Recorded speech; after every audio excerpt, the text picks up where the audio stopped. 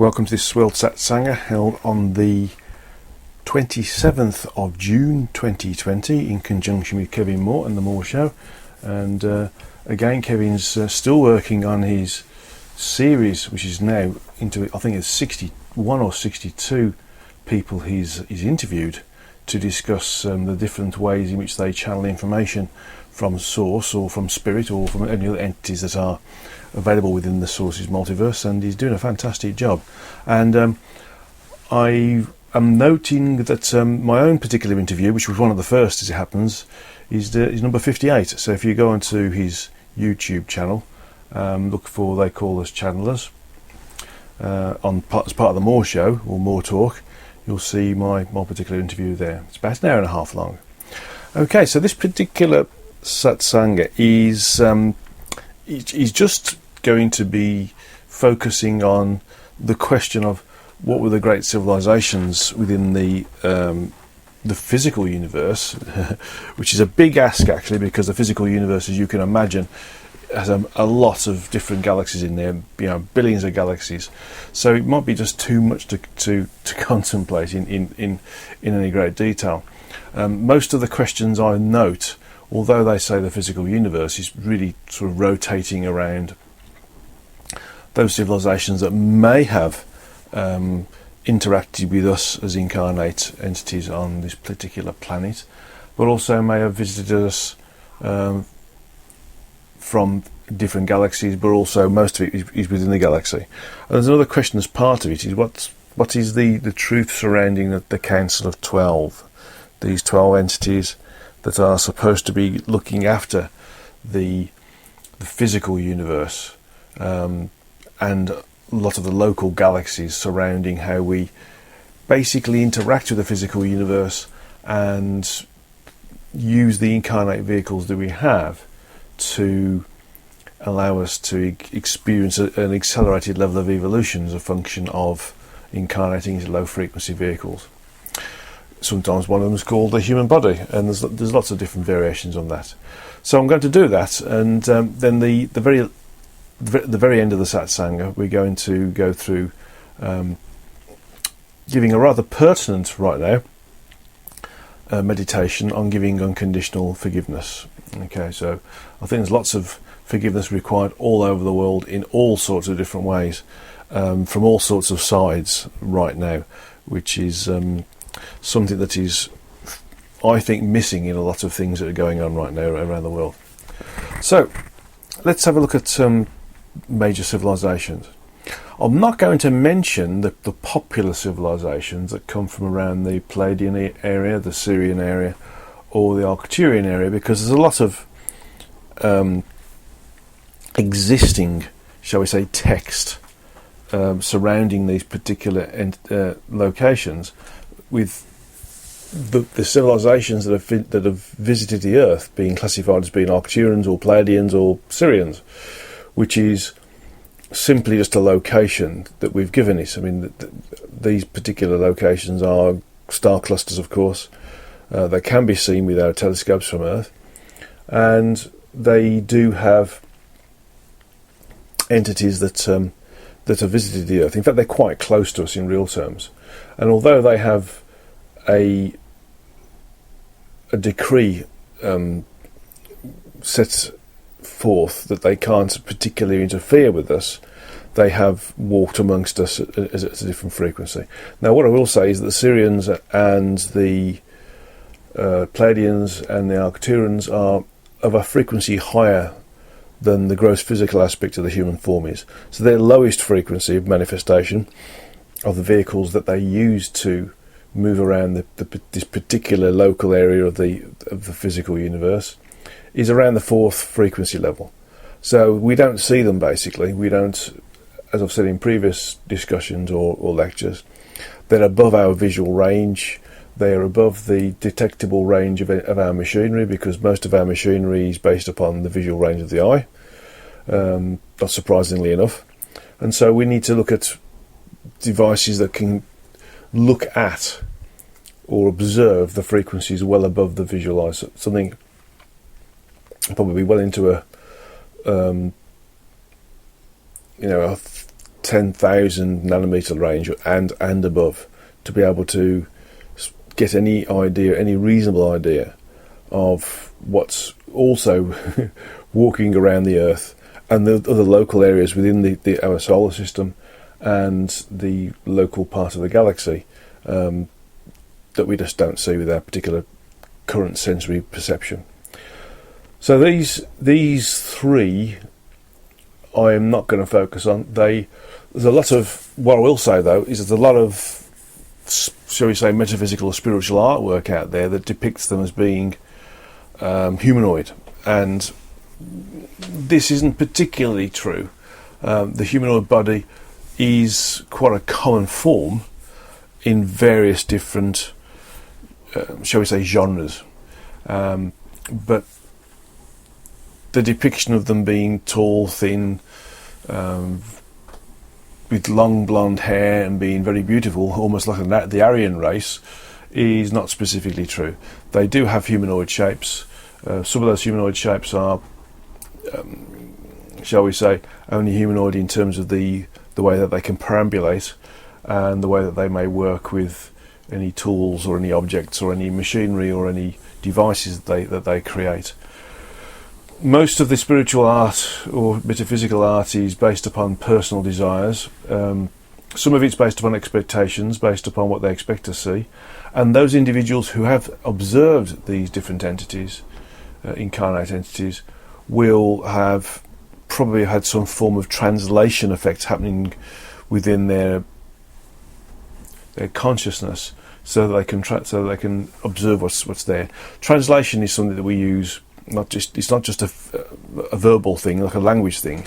It's based upon our experience in this particular incarnation, and so anything we can see or do see that is not normal to this particular frequency level, there will be an element of translation that happens if it's outside of our normal level of expectation or experience.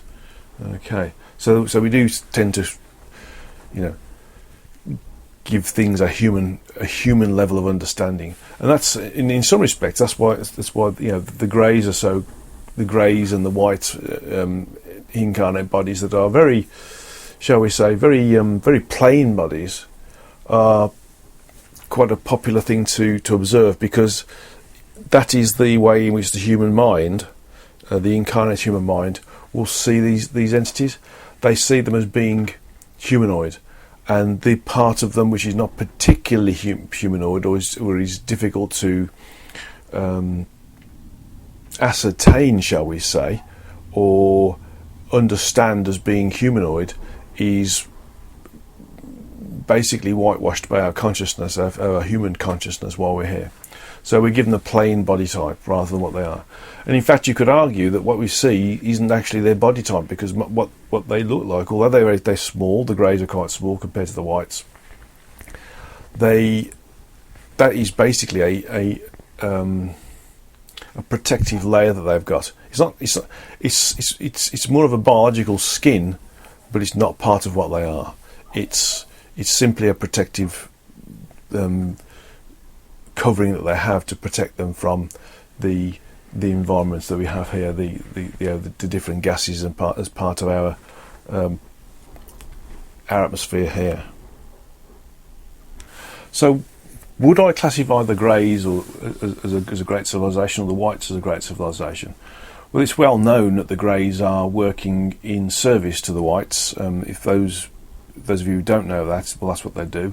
They're not a subspecies. They are simply a species of incarnate vehicle that are happy to be of service to another species of incarnate vehicle that have a, shall we say, somewhat more interaction with the physical aspect of this particular galaxy, and sometimes other localized galaxies, because they can travel quite some distances using the vehicles they use. If you want to know more about the vehicles that they can use and the levels without understanding the body, without knowing the body types or understand the body types, then go onto my website and look for the events and lectures page. the events tab, then go down to the lectures page, and you'll see the PDF files. There might even be a couple of video links there that relate to the lecture called "Who We Are and How We Incarnate." You'll definitely see that video on the Glastonbury Symposium, and it's also been in the Cardiff events that we had last year as well. Around about June, I think it was, if you look for that.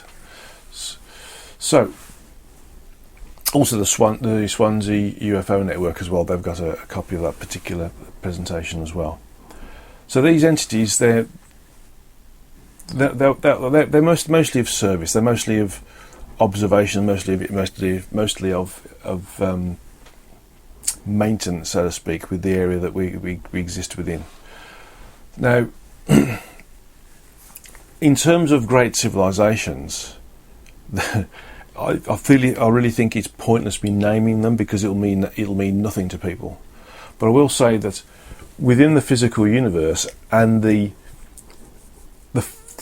third frequency level associated with the physical universe, because of course there's 12 frequencies for those of you who follow the work, associated with the physical universe, and the physical universe is the only universe that has 12 frequencies.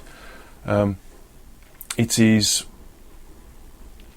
very important to understand that there are incarnate entities that exist on each of these different levels, from the third and the fourth, the fifth, sixth, seventh, eighth, ninth, 10th, 11th and 12th.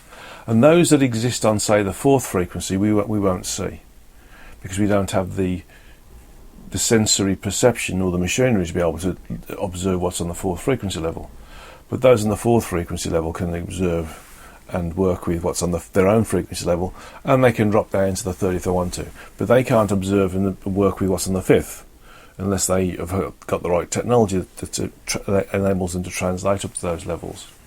If you go to the sixth, for instance, you get the same thing. Entities on the sixth can interact with those on the fifth and fourth or third if they've got the right machinery to bring them down those frequency levels, but they can't interact with those on the seventh naturally, again, unless they've got the technology to do it. And so each of the levels within the physical universe has got a whole group of incarnate vehicles relevant to the frequency they're on that we can incarnate into. And as you go higher up the frequencies, the number of incarnate vehicles that are scattered around the different galaxies within the physical universe starts to get greater in number, basically. And this is the interesting thing that we need to understand, is that in real terms, the number of civilizations that are out there is huge. A number of them have actually moved beyond the need to, whilst being incarnate, interact with lower frequencies. They've moved beyond the need to interact with other civilizations that are within the physical universe as well.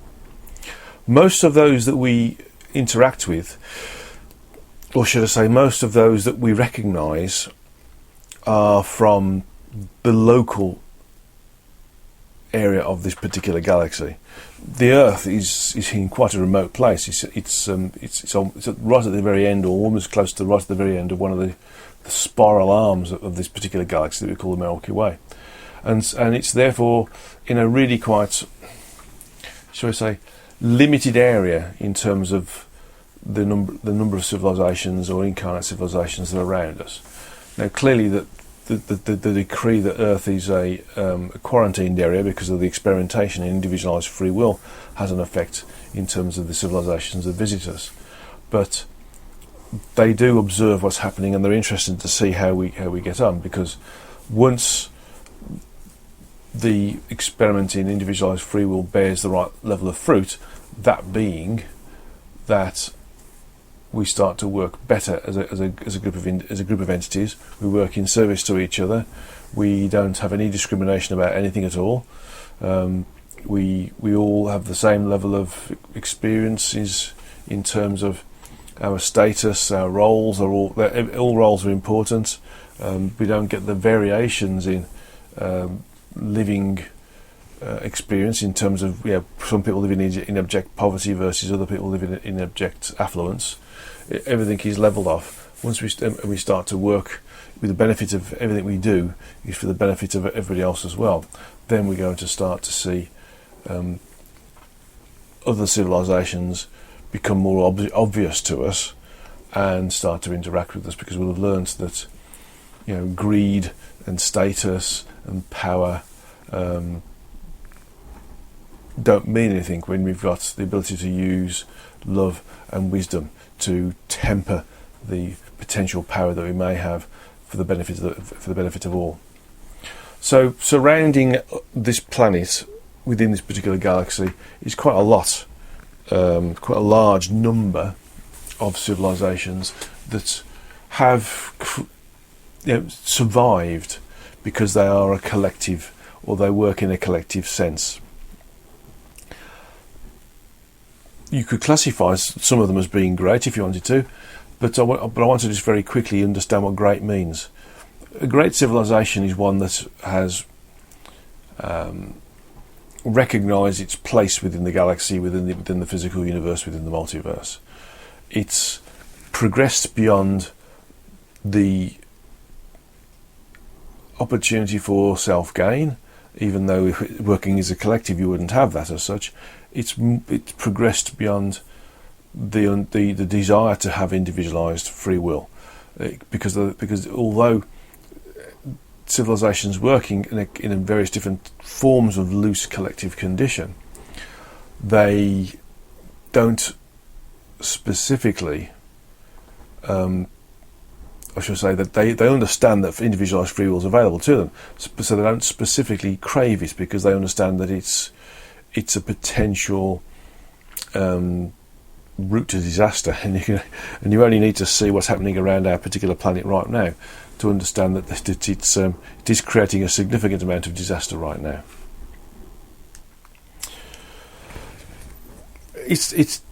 I keep saying this so people might think I'm deflecting the question, but basically there's that many civilizations out there that are in the so-called independently great mature state.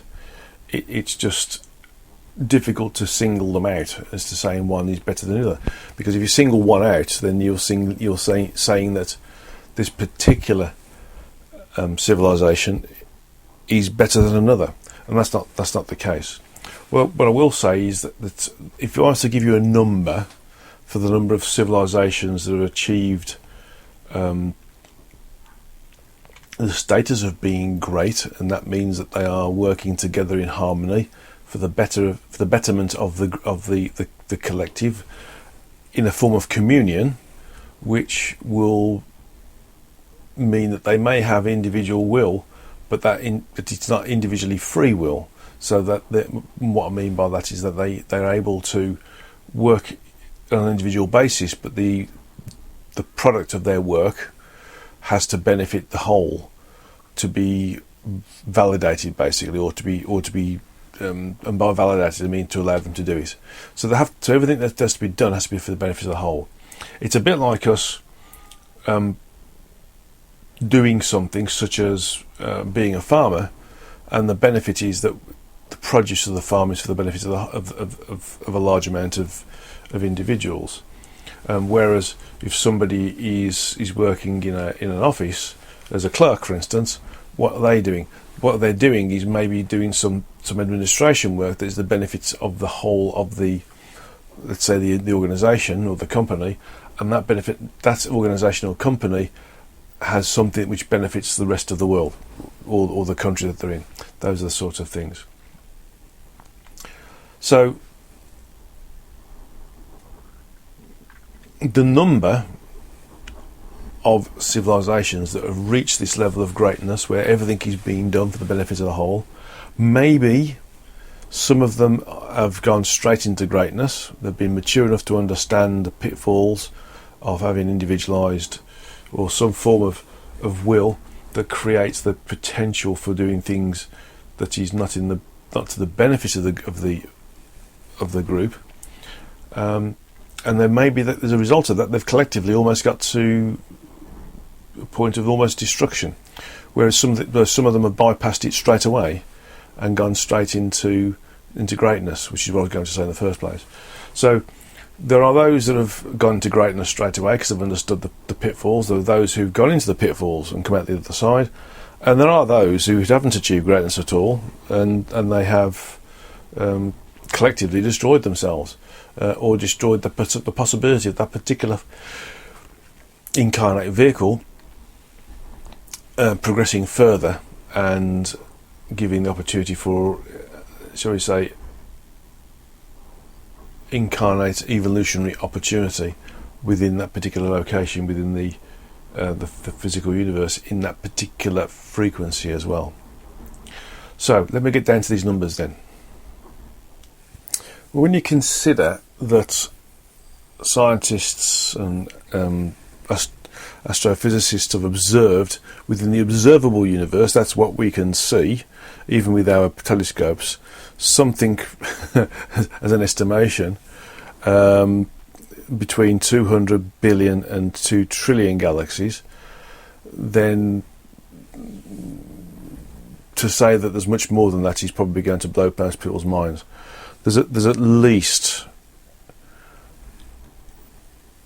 1,000 times more than that. So that's 1,000 times the estimation between 200 billion to 2 trillion, because there is a supposed edge to the universe, and that's based upon its frequential state at that level. But those numbers, by the way, are just in the visible universe, and for us, or should we say for scientists, that's the observable universe. That's within the 12 frequencies. So that's within the first 3 frequencies of those 12 frequencies. So you can understand that will be duplicated by a much bigger number as we start to go up the frequencies and see the other galaxies that exist within the 4th frequency, the additional galaxies in the 5th, the additional galaxies in the 6th, the additional galaxies in the 7th, etc., etc., etc. But so what I'm going to do is just focus upon the number of great civilizations that are within this estimation of 200 billion to 2 trillion galaxies that scientists have decided that there are in the observable universe within the first 3 frequencies. And it's a big difference, isn't it, if you think about it? 200 billion to 2 trillion is a massive difference in estimation. But what I'm told, in the number of great civilizations within our particular galaxy, let's just wind it back to our galaxy, rather than getting involved in all these other billions of galaxies or even trillions of galaxies within the physical universe, in the observable or the first 3 frequencies associated with with our universe. And I'm being told there's 1,173 great civilizations. Now, in the past, I've said there's billions of civilizations, and there are but that's within the physical universe. Okay, because there's these other frequencies we have to deal with as well. But just in this galaxy, 1,173. That is a lot of great civilizations just in one galaxy. That doesn't take into account civilizations that are not so great, such as the human race, for instance, on Earth. So there's lots and lots and lots of other civilizations that are either enjoying various different levels of technological or, should we say, spiritual advancement that are not in the classification of great yet, but they will do. And the numbers of those, I'm being told, are over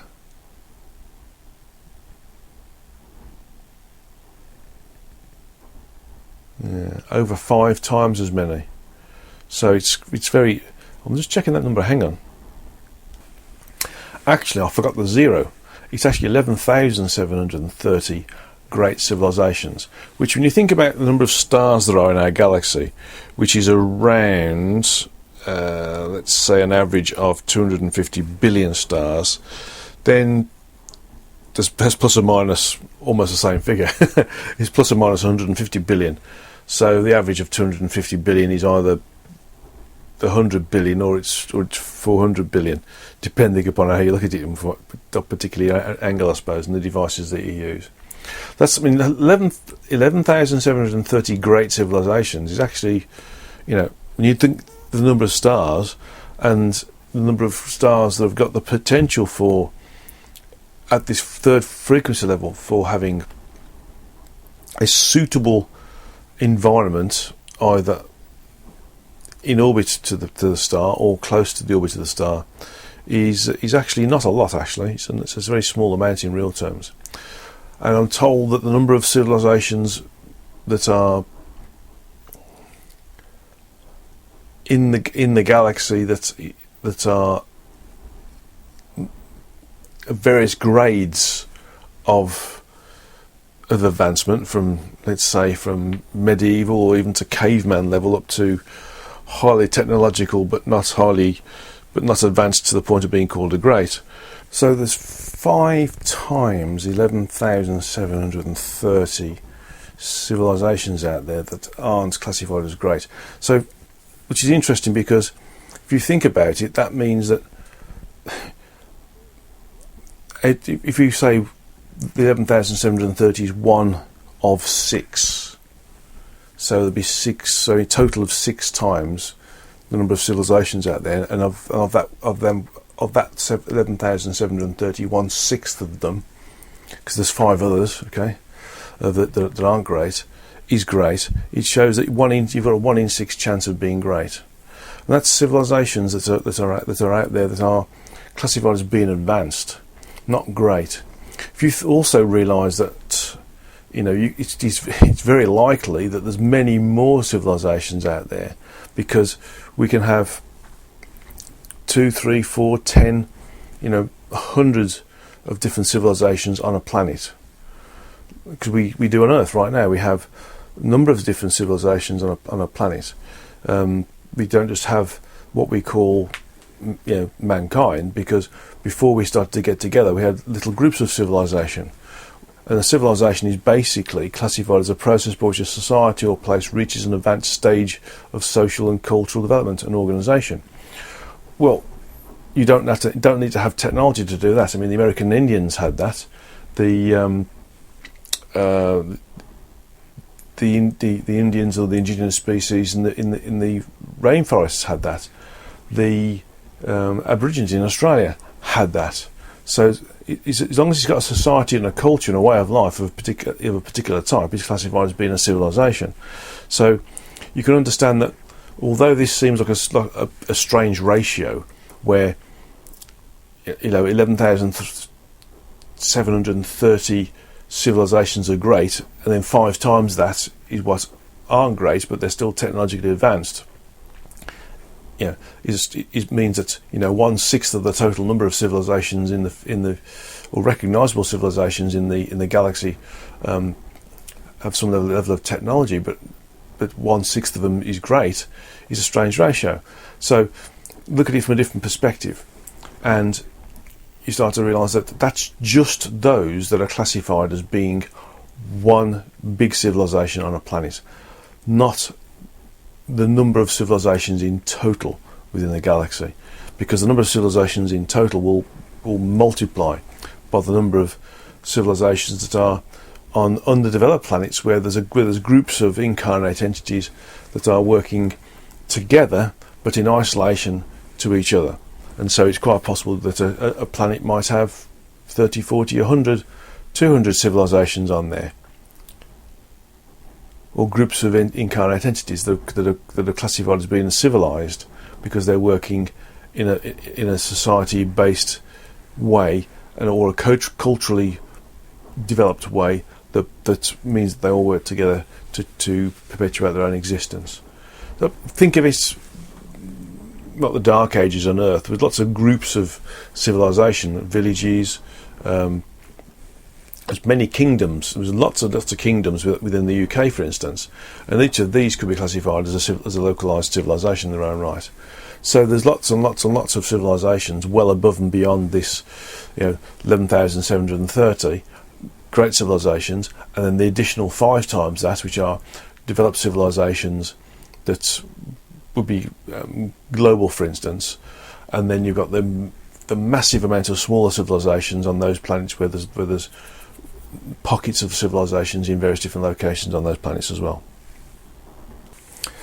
The form factors that these civilizations take, let's stick with the great ones, all those that move around the environment, the galaxy, not specifically just one galaxy, not specifically all the galaxies in the physical universe, just this one galaxy, are multipolous. It's a good word, isn't it? And that means there's lots and lots of different types, and there are those that are quite obviously insectoid. There are those that are almost humanoid, but different types of humanoidness. There's humans that are that have got multiple numbers of legs. In fact, if you look at some of the historical images of centaurs or minotaurs or even angels, for instance, they are humanoid in shape, with things like wings, or with a horse's body, or with a bull's head. These have, in my understanding, these have come from various different levels of understanding of observation, but some of them have come from Atlantis, for instance, and the same with the so-called mermaids, for instance. They were genetically modified bodies that would allow the individuals to exist beneath the sea, and also obviously breathe or get oxygen or extract oxygen from the water. So they would have a form of gilling type of system, which isn't represented in real terms in much of the old artwork. So the number of body types are certainly vast. I keep saying this: look at the number of bodies or the number of animals, insects, birds, and fish that there are on the planet, on this particular planet Earth, and you'll see the number of body types that are available in the rest of the physical universe. Certainly in this galaxy as well. These are all carbon-based forms as well. These are the forms that use an atmosphere of some sort, whether it's dense atmosphere such as an ocean, or whether it's a higher frequency atmosphere such as air, what we've got here now, what we breathe, air-based, or it could be other gases that they breathe as well. So there's lots of these different body types, and some of them have visited the Earth. We've seen some of them. Some of them are even reptilioid, and they've got, and for some strange reason, they've got quite a bad reputation for some reason.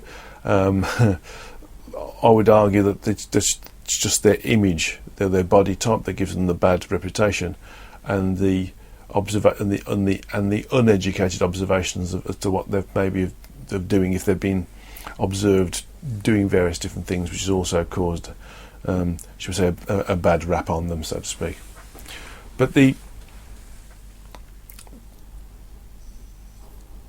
civilizations that are close to us, that have been observed, without doubt, or have been looking and seeing what's going on with the Earth in terms of this experiment in individualized free will, and some of them, and most of them, will have displayed some level of body type that, shall we say, is acceptable to the human mind, and therefore it'll be of humanoid type, just to make sure that we don't have a problem with understanding the different body types. We accept the humanoid body type in various different ways, different genres. I mean, look at the different science fiction films that have been springing up all over the place now for the last, certainly 70 years plus. They're all based upon some form of carbon life form, and they're all based upon, obviously there's the odd variation on that as well. There are some crystalline entities that have been portrayed in certain films and certain series, but in general they end up being some form of humanoid shape, but with maybe a reptilian face or a bird-like face or some other bizarre mutation that tries to set them aside as being humanoid but from a different planet. So these entities have visited the Earth. Some of them aren't great in terms of their status of being a great civilization, but there are lots of them, and this figure we've gone through previously is an example of that. The galaxy is quite a small area. It looks massive. We talk about these 250 billion stars as being plus or minus 150 billion, and you can think about the number of planets that are rotating around some of these stars. Some of them have no planets at all, of course. Some of them have lots, and some of those planets have moons. And if you think about that, it doesn't have to be a planet to have the ability to support an incarnate vehicle. The moons can as well. A particular solar system might have, let's say, 3 or 4 different incarnate vehicle opportunities because the environment supports them. The environment on these different either planets or moons supports them. So it's quite possible that there are civilizations in one. Let's say there's, as an example, 16 civilizations within one particular solar system of a number of planets, in each planet with a number of moons on them, and so to a large number of those moons and planets can support some form of environment that allows an incarnate vehicle to be able to survive and operate within it. I guess the most popular thing with understanding what a great civilization is what have they done? What have they achieved? How has mankind interacted with them, or have they interacted with mankind? Have they planted the seeds of civilization? Have they planted the seeds of technology? And the answer is that those that have been allowed to basically operate in an almost invisible state. So although a lot of the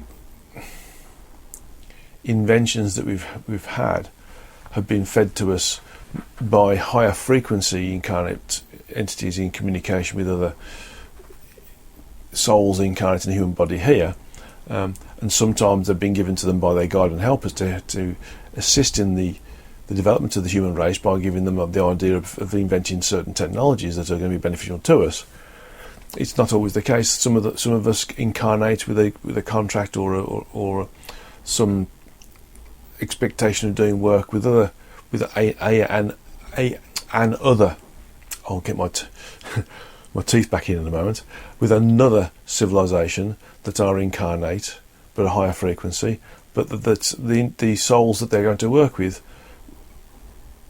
within that particular incarnate civilization of a higher frequency, for instance, have got a role to play with this particular individual, and they will contact it, and it will give information or create inventions, for instance, or work upon different technologies, or with part of certain technologies, or give the key towards the advancement of certain technologies. That means that we progress as well in certain ways. And that doesn't just mean technologies, it can also be spiritual advancement, or it can also be medical technology as well, or ways in which we can work with our environment better, or ideas about how to work with the environment in a more caring and understandable way. One thing is for sure, though, there's a big emphasis on there's a council looking after us, a council of 12. And my understanding is that there are a group of entities that are working with the physical universe, and there are a group of entities that support each of those frequencies within the physical universe. And those entities are based upon, by and large, the number 12, because it's a special number that is part of the structure of the origin, which has been passed down as part of the structure of the source entities, and now a particular source entity. So there's not just one council of 12. There are basically 10 councils of 12. There is a council of 12 associated with the first 3 frequencies, because this is the manifestation of physicality, the lowest frequency where we can start to create an incarnate human vehicle is the combination of the first three frequencies. Then you've got a Council of 12 for the fourth frequency, a Council of 12 for the fifth, etc., etc., etc. And these are basically representatives from so-called great civilizations who are working with the perpetuation of the on the sort of the ground level, so to speak, that are working together to help those who are incarnate or incarnating to evolve in a faster way. So everything they work with is trying to guide, in some way, shape, or form, the direction that certain incarnate races are going into, because obviously when we incarnate we don't recognise who and what we are, so we sometimes need direction. We need leaders at certain points in our existence to be able to attract our attention and give us motivation and help us think in the right way and behave in the right way and act in the right way as well. So there's these 10 groups of 12 on the so-called physical level.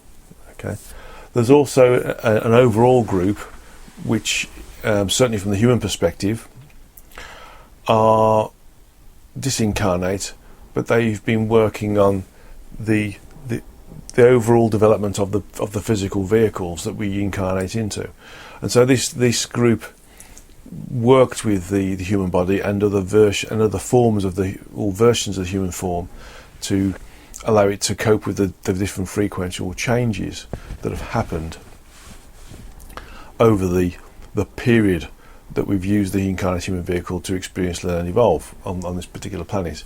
And they also have groups of other 12 who work with other incarnate vehicles as well. So in essence, for every sort of overall genre of vehicle type, there's another group of 12 that are disincarnate, that are working with them and help and looking at how it can be modified, how it needs to work. We call it evolution. We call it Darwinian evolution, where the body changes over a period, but in actual fact, it's modification through genetic manipulation, using other entities that are incarnate to help with the genetic manipulation by planting seeds or changing things energetically so that the bodies change in different ways. The energy templates create the human form. The 7 energy templates that create the human form. Of course, these have a chakra associated with them to generate the energy that allows it to be animated. So there's always modification to the body types, the vehicle types out there. And so there's this group of 12 that are disincarnate entities that are helping to modify and make sure the human form can cope with the different frequential changes. Within both the incarnate, but of various different frequencies, and the non-incarnate conditions, these individuals that are part of these 12, various different groups of 12, they rotate. So it's not, shall we say, a permanent role. There's always rotation. Certainly within the energetic, there's always rotation of the different entities that are coming and going to participate in being as part of the governance of the environments that's supported in the various frequencies of the physical universe. But in terms of the councils of 12, the different frequency levels, the third, the fourth, well, I should say the collective first to the third, the fourth, fifth, etc., etc. They are of the groups of civilizations that are classified as being great. So, for instance, there may be a period where there are representatives from 12 civilizations of these great civilizations working with the Earth. Then one of them might change, for instance. One of the 12 might change, and another one of those great civilizations may come and participate. And so that it's not a guaranteed job for eternity as being part of this Council of 12. The individuals who are on these councils change and rotate and new entities come in and old entities go out, for instance. And a new entity might come in and only be there for a short period, whereas another one might come in and stay for a longer period, like millennia. So it's depending upon the work that particular entity has got to do to be part of this Council of 12. It might be, a few years from our perspective, but it might end up being, a few millennia, for instance, if they are working at a higher frequency and their body types last a lot longer, and the work that they're doing is needs to be observed over a longer period for whatever reason, and for a project that they're working on. Okay, so I've not named any names for obvious reasons. Well, for reasons is there's lots and lots of them. There's a popular number or group of entities that are known to people, and there's no point in changing that because that's what they are. They're there. Pleiadians, Arcturians, Syrians. There's the Groupnik, which are not too far from where we are.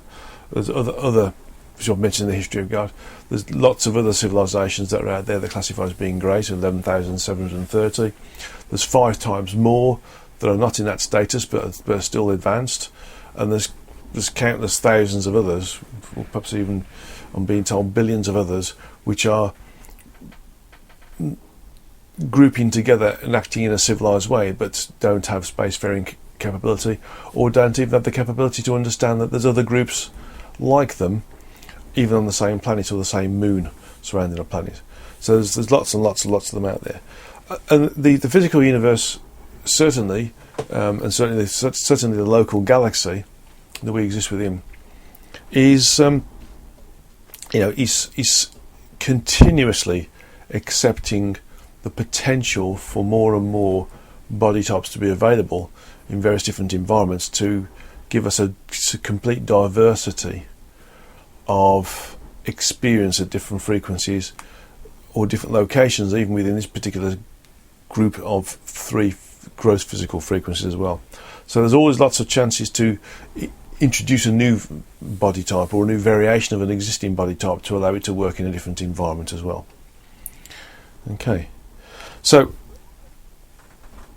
nearly 50 minutes of talking and lots of understanding there about what is very generalised, very high level, and I don't think there's any need to go into a low level because there's lots of stuff out there, but some of it is not as high level as you should be. Some of it is very human centric because of this thing where people observe things and they translate it into being what they expect or what they would like to see rather than what it is.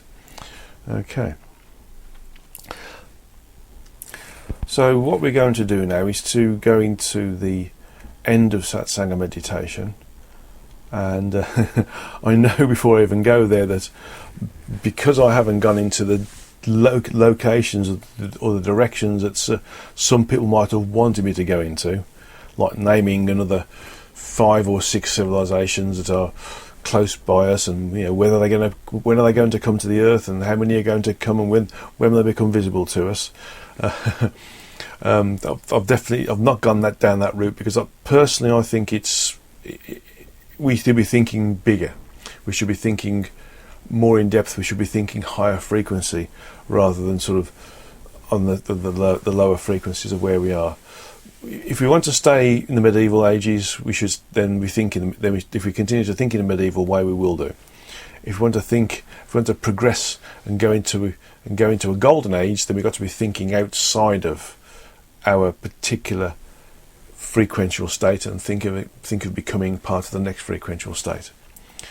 And that means that we need to think about working with civilizations that are higher frequency when we are able to do so, and not postulate or discuss that which is there that we can't see, taste, touch or feel, and therefore don't have justifiable, tangible, physical proof of their existence.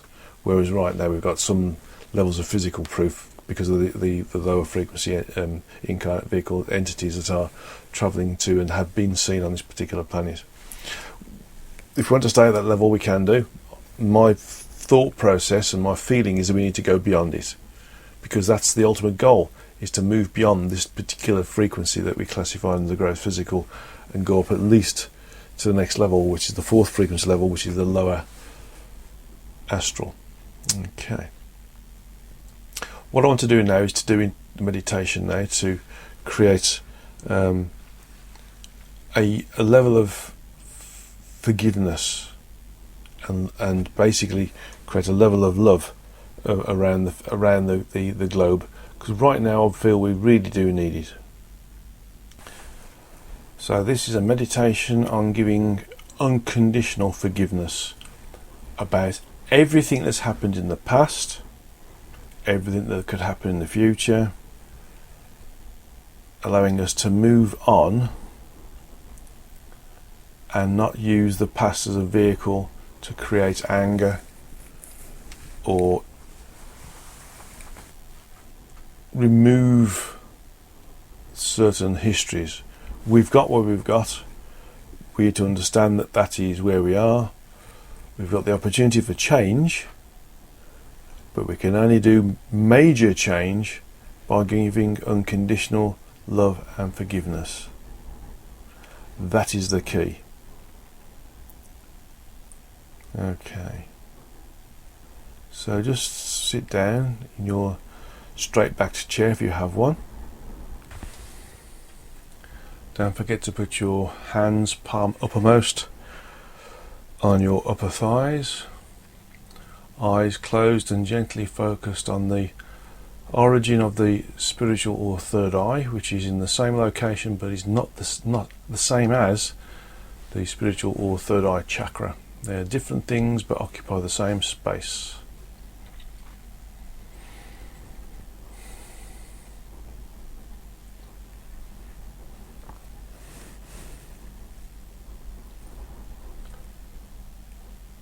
First of all, let's look at something that is close by to each of us.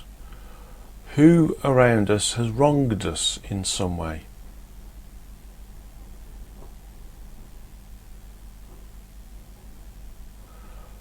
Why have they wronged us? Should they have wronged us? What was the benefit to them for wronging us?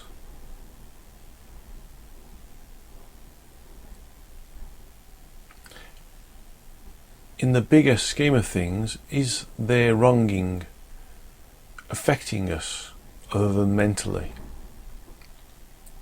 Other than making us feel angry at them for doing what they've done?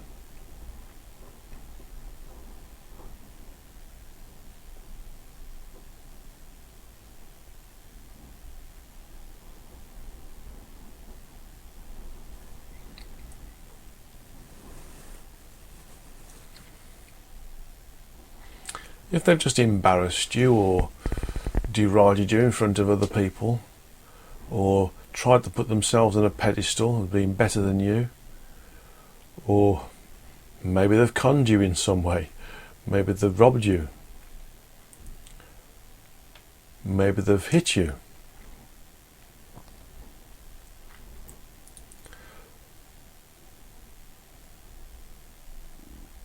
If any of these things have happened to you with a particular individual or individuals, then unless we give them unconditional forgiveness, we create a karmic link with them. And of course we can create something called group karma or collective karma as well, which affects a number of individuals all together.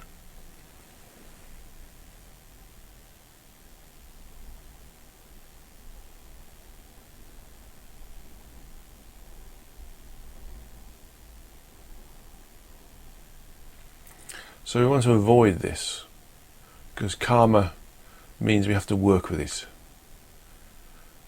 And sometimes if we don't work with it properly, we have to go over it again and again until we get it right. To sort out the karma-free answer. So to negate this, we simply know that whoever's wronged us in whichever way, they've given us the opportunity to give them forgiveness, to give them unconditional forgiveness and unconditional love.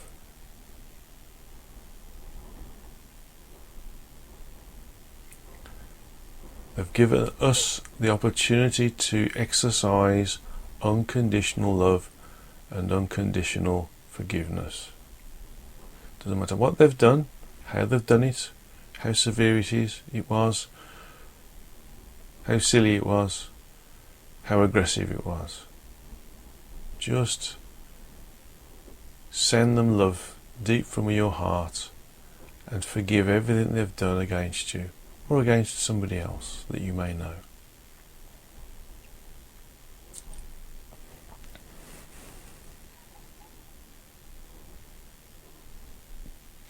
Notice how you start to feel a weight lifted from you. This is you moving up the frequencies because you've stopped attaching yourself to resentment, wanting to get your own back, wanting to deride them again in retaliation to their friends or somebody that they know.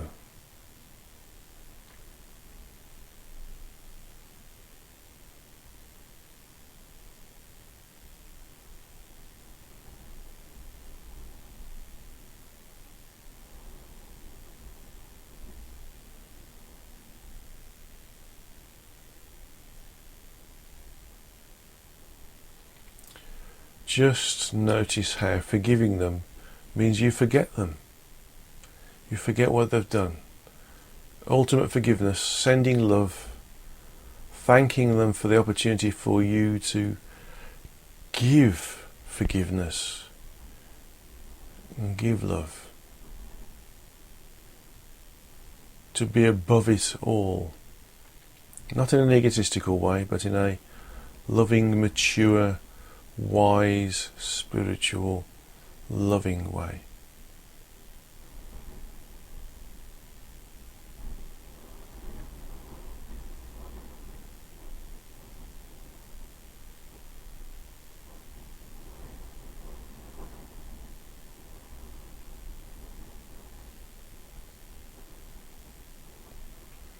See how light you feel.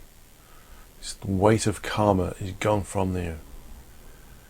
Knowing that you can see this person in the street or in a club that you may frequent or a location you may frequent or a workspace that you may frequent, and that you don't feel anger towards them, you don't feel embarrassment when you're around them, you don't feel that they've removed your power from yourself.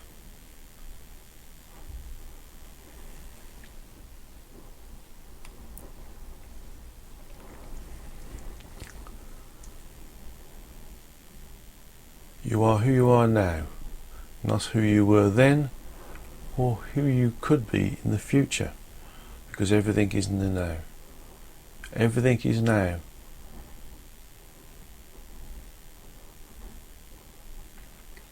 So use this level of forgiveness, this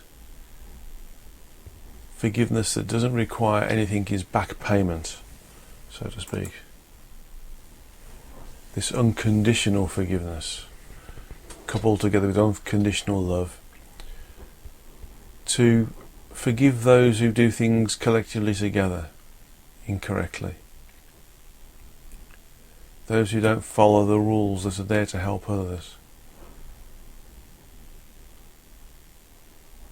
Those who take the law into their own hands.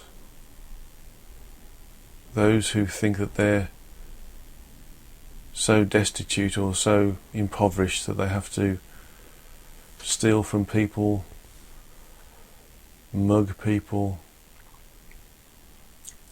break into their houses, say things that put them in a different light to those around them, show off levels of affluence and wealth to be above somebody else. Just forgive them.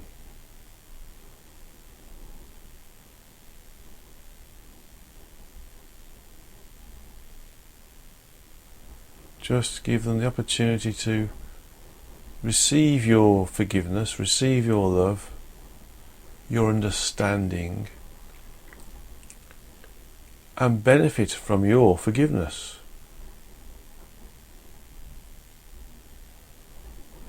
Them benefiting from your forgiveness raises their frequencies as well. So in you forgiving them, you raise your frequency by negating the karmic opportunity, and you remove their karmic opportunity as well by giving them forgiveness. And so they also benefit frequentially, and they also rise up the frequencies as well.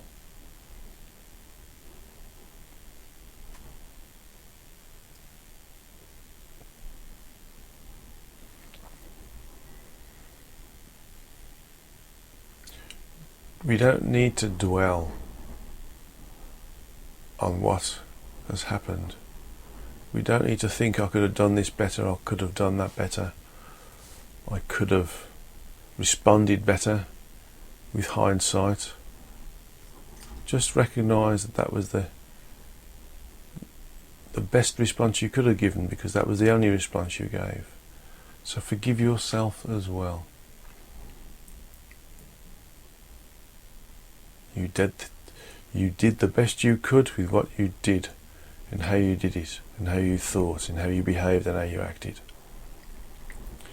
So in essence, the route to forgiveness of everybody else is really born through forgiving yourself first, for reacting in the way that you have that's caused you stress, and pain, and anguish, and anger, and dislike, and maybe a temptation to gossip about the person who's defiled you in some way or wronged you in some way.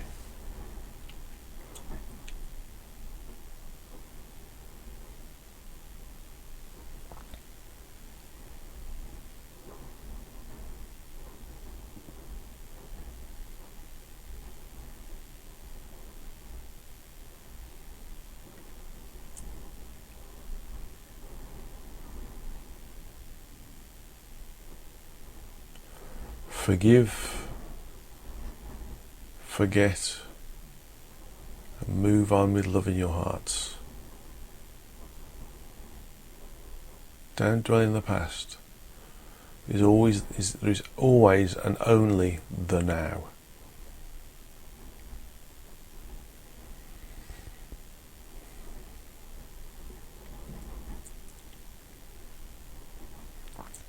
Being in the now means nothing can affect you.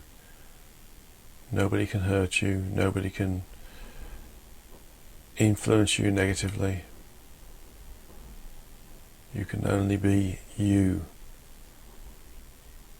You can forgive everybody else for being them, as well as you forgive yourself for being you as well.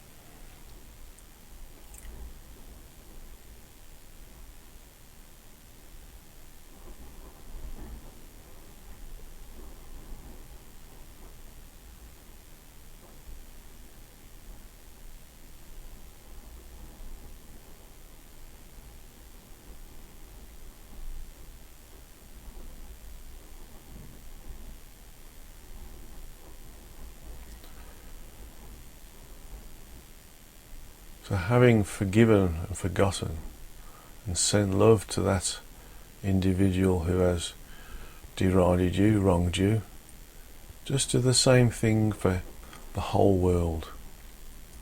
All those people who've done things that they shouldn't have done, hurt others that they shouldn't have hurt, wronged others that they shouldn't have wronged, just forgive them.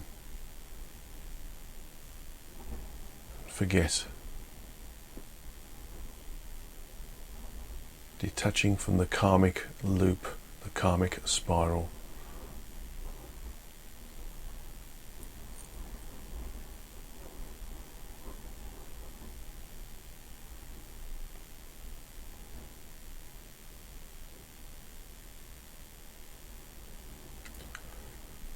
When we all forgive and forget, we all move on. From this point onwards, we have a bright series of spaces to go into, a bright future, if you call it that, where the clock has reset and we move forwards in a way which is all inclusive. No discrimination, no resentment, no anger. Just us as a race, a human race that makes mistakes, but whose mistakes are part of our evolutionary process and therefore should be forgiven, even if the mistake is done 2 or 3 or 4 times.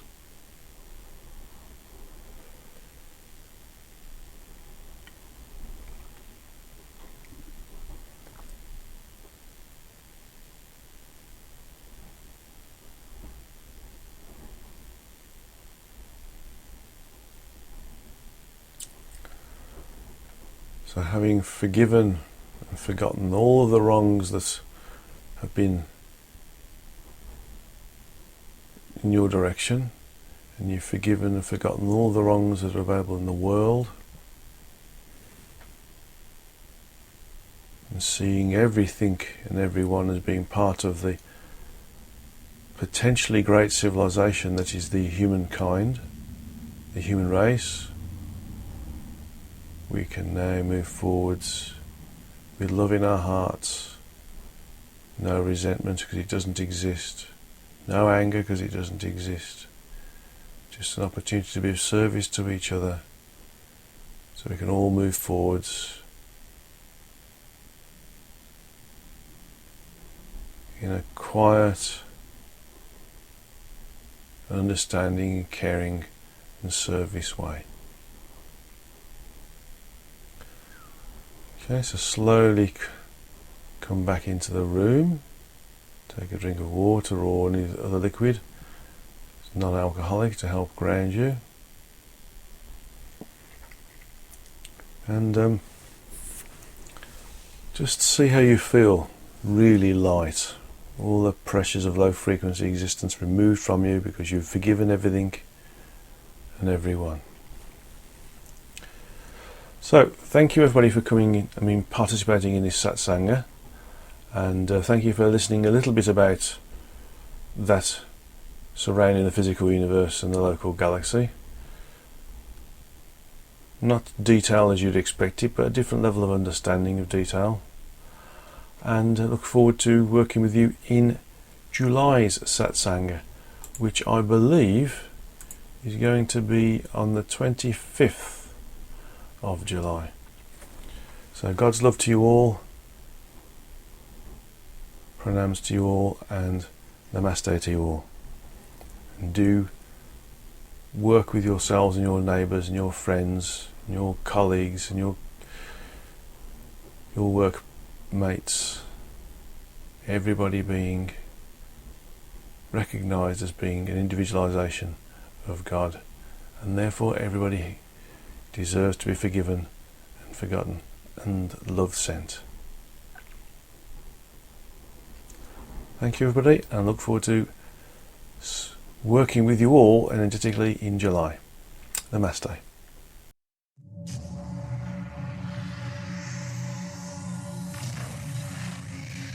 Did you see the aliens in Crete?